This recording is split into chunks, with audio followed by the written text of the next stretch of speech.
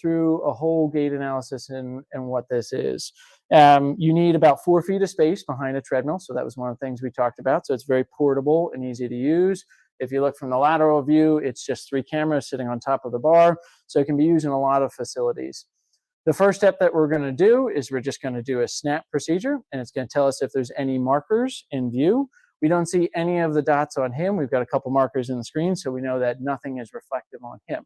So now our next step is that we're going to put some straps and markers on and get him all set and ready to go. We're going to go through this here. The way that the technology works is the same way as they make video games and Pixar movies and those things, where we have markers on specific anatomical spots. And when we have those, we can create segments that create a 3D model of the runner in space. So we're going to go through this here and just show you exactly how we do this. There's 18 markers that are used here. And when we have 3 markers, it makes a segment. And then we can create basically a triangle that is able to show us how the body is rotating in all planes of motion here. So you don't necessarily have to have one camera to the side to see sagittal plane or one camera in the back to see frontal plane. All the cameras are seeing all the planes of motion at the same time because the cameras know where they are in relationship to each other. And when they see a marker, they can triangulate the position of exactly where they are. So we have our straps on now, and we've got those.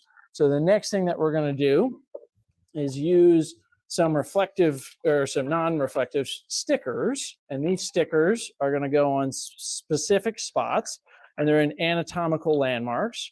So there's 3 that go on the feet. There's 1 that goes on the lateral knee. There's 1 that goes on the trochanter. So we're going to kind of use our palpation skills from back in PT school days for me, or athletic training school, depending on where you're coming from. And we're just going to palpate. We're going to put these on here. I'm going to do the same thing on the other side. So the lateral knee. We're going to do the foot. We're going to get those on. Then once we have those stickers on, we're going to do the pelvis next. So there's 3 markers on the pelvis. Good. 1, 2, PSIS on both sides, and then S2. And now once we have those on, we're done with our stickers. I'm going to put those aside. And now we have reusable reflector markers. So there's not a lot of consumables each time you use it. Maybe a little bit of tape to cover any reflectors, and the stickers, which you get a roll of those for about $40. So it's not a very expensive thing to use each time you use it there. These markers are all just reusable. They're reflective spheres on a plastic piece there with a bit of Velcro. So now we've got all the markers being placed on. There we go. Now we're getting over to the foot here. Try not to block the cameras. Sorry if you guys have to stare at my bottom there for a little bit. All right, good. Once we have all 18 on there, you see that's pretty quick and easy to do. We now have him stand in the center of the treadmill, and we do a snap. And the snap is going to tell us if we can see all 18 markers, and if we can see all 18 markers in it, we're good. So we're going to do new capture. Once we do that, we're going to set up the user if he's not already in there. So Chris is not in there, so we're going to do Chris, uncle, and then we're going to say his email address, okay, and his height, 71, and his weight. Okay, so we'll save, select, and then we're going to say baseline, and he's got a little Achilles thing, so I'm actually going to there. We can put his shoes in here. Saucony, which these are the ride guide. There we go. We'll set his treadmill speed. And he bought these in 2023. We'll hit OK. So now we do a patient calibration. When we calibrate the patient, what we're looking for is that we can see nice triangles, see that in all positions. We're set up. Okay, so now we're going to bring him up to speed here. Okay, so we'll set the speed. Make sure that I'm staying out of the way here. As he's going, we just let him warm up for a little bit. Yep. And then we're just checking to see if any of the markers slip or slide as we go. And then we just see there. So as he warms up, we're just going to stick the knee markers back on. So you can go ahead, pause the treadmill. Good. A little bit longer. All right. So now he's a little warmed up. We adjust any markers. Once he's set there, we push those on. We got knee and hip. We'll just push everything on nice and straight. There we go. We'll recalibrate them to make sure that that all looks good. Okay, so we'll do new capture, hit OK, patient calibrate. Good. All right, and now we should be good to go.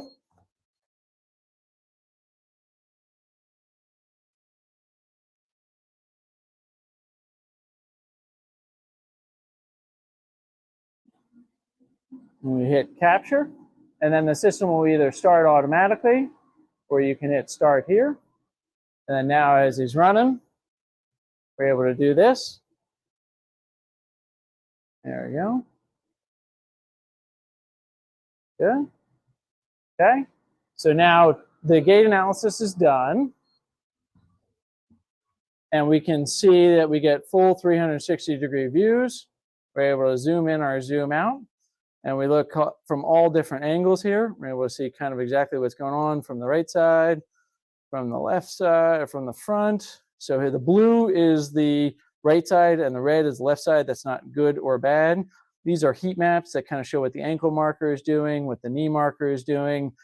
We can look from the back, and then we look at these numbers here. We can see overstride or knee drive. It categorizes him based on some of the common categories that we see. And so we can look at initial contact where overstriding happens and see that he's landing further in front of his body on his left versus right. Which Achilles is it that bothers you? Right one there. So he's compensated a little bit of that. Found some different positions that would help out with that. We can look down here, look at all the numbers. If we want to get a little bit more depth, we can start to see and look at different values to see if there's any differences in his hips. If we're noticing that, again, red is left and right is blue. We have all that. Now, what we do is after we've done the report and reviewed, we hit export to cloud.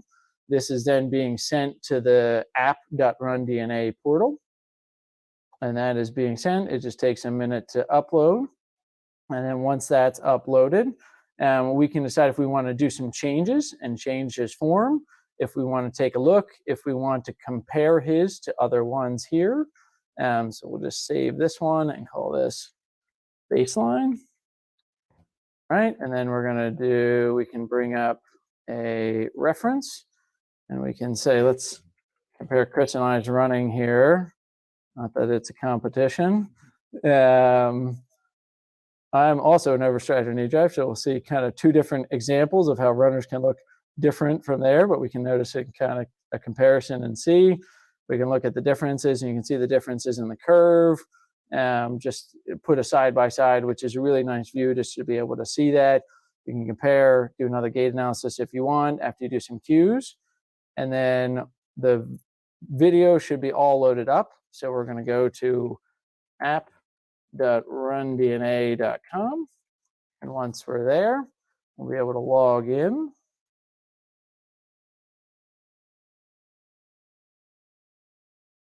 And we're going to choose our organization. And then if we go to athletes, Chris should be in there now. And he's on a different organization actually, but we'll show you an example of what this looks like here.